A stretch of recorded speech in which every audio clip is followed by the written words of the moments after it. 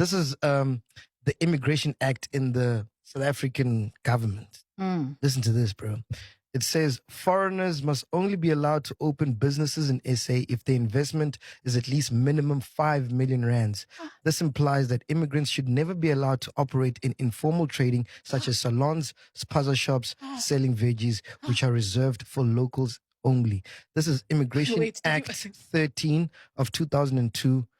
Section 15.1. And that's normal. Even Zimbabwe has got that. Yeah. That's even in Zim. Mate, those examples you made, those examples you made, are they written there? Yes, I'll show it to you. Yeah. Salons. Yeah, selling veggies. Yeah. Even in Zim. In like, in most countries, you can't do, like certain industries are reserved for locals. Even in you know, like, yeah. But my problem is also... all the salons there in Sunnyside, you know, or Hillbrook. So we see there. Just zoom, so you can see there. Such as salons, spaza shops, selling veggies. Oh my goodness. 5 million. So we can be counting 5 million as you just walk by the streets. But no, were those ever invested though? Off to the ferries. Yeah, you're off to the ferries.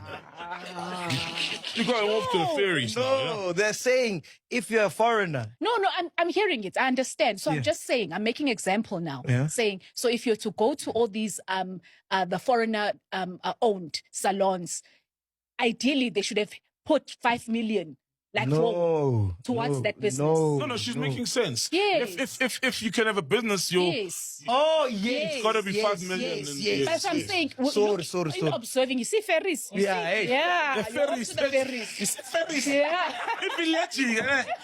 This is the Ferris wheel. It's the Ferris wheel. You're running off on me. See the ferries? You guys should have seen it. You see the ferries? You see the ferries? The ferries. Oh, yes. By law, we should be counting this business. Also, they invested 5 million. It should even be like a certificate on your wall. And there's a quota of how many local people you should employ in those plazas. I think 60%. Yeah, 60%. My issue is, what I haven't seen any of the parties, EFF, maybe they have, please guys educate me if they have.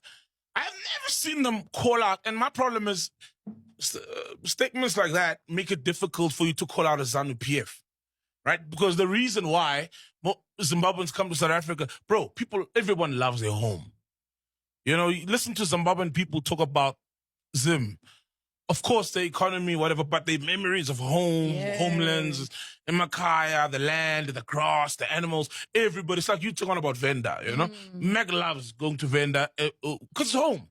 People love their homes. No one leaves their home.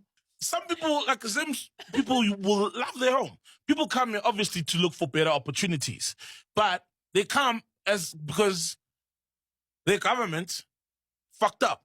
So my thing is then, how will you call out the governing parties that side? And I haven't heard ANC call them out. I haven't heard EFF or anybody else be like, guys, do better. Maybe they did. Maybe I missed it. But that's the stance. Because to us, it's like our allies back in the days, they helped us. No. The card they always play is, during apartheid. Yeah. During apartheid, we were there for you. Yeah. That's the only card they have. And that's a beautiful example because they were there for us because Oaks were literally going there to fight the South African government. But as new generation, you know, they weren't there going there going there for safety, number one. And while they're there, they're training with the intention of coming back and fighting the beast and the animal that was apartheid. I actually saw a post from Oscar Mbo, which I want to read out to you guys, right? Oh, I saw that. Yeah, man. And I'm so glad you decided to write this instead of doing a video because with the English that he speaks, we won't be able to hear. Oscar Mbo's actually well spoken, man. Oscar Mbo's well spoken. Shame, bruh. Oscar Mbo's well spoken, man.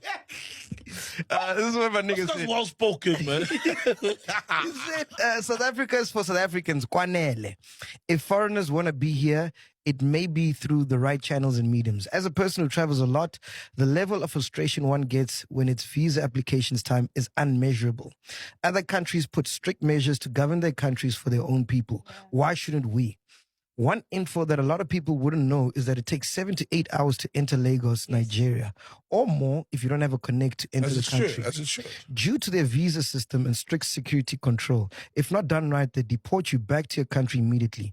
No reason why SA should not house the whole world, with no measures. No. That's Oscar Mbo. Yeah, man, as it should. You know, like a lot of African countries have laws and rules. Yeah. You know, and South Africa is another African country that should be enforcing. We also have laws and rules, believe it or not, but it's enforcement. The problem is enforcement. Our laws are not being enforced. You know, and there's nothing wrong with our laws when they are being enforced. They're not xenophobic, they're laws. What do you think about this? South Africa's always been open to foreigners since time immemorial. Just there's ways to do things, and just do those and you'll be fine. Africa's Immigration Act exposed who is really breaking the law. What if I told you most people arguing about immigration in South Africa don't really actually understand the law? Not politicians, not social media, not even the people protesting.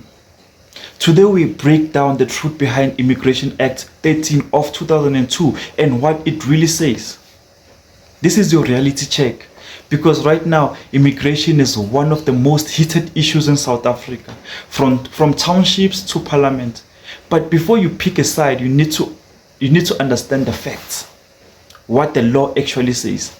The Immigration Act is simple in theory. It controls who can enter South Africa, who can stay, and who must leave. It creates two main groups: legal foreigners and illegal foreigners. According to the law, an illegal foreigner is someone who enters without documents, overstays their visa, or breaks visa conditions. No emotions, no politics, just the law. Visas and loopholes. The act allows people to come into the country legally through visas, work visas, study visas, business visas, but here's where things get messy. Delays, corruption and backlogs inside Department of Home Affairs.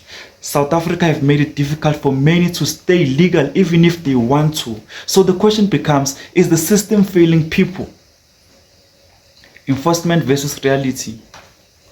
On paper, the law is strict. Illegal foreigners can be arrested, detained and deported, but in reality, enforcement is inconsistent. Some areas are heavily policed, others not at all. And this gap is where frustration grows.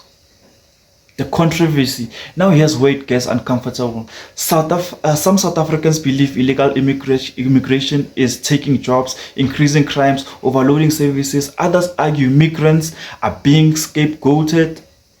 And the real issue is poor governance. So ask yourself, is this really about immigration, or is it about deeper problems in the country? So here's the dangerous line. Because when the law turns into anger, it can quickly become something else. We have seen it before. Violence, xenophobia, communities divided, and that's where things stop being about law and start becoming about survival. So here's the truth.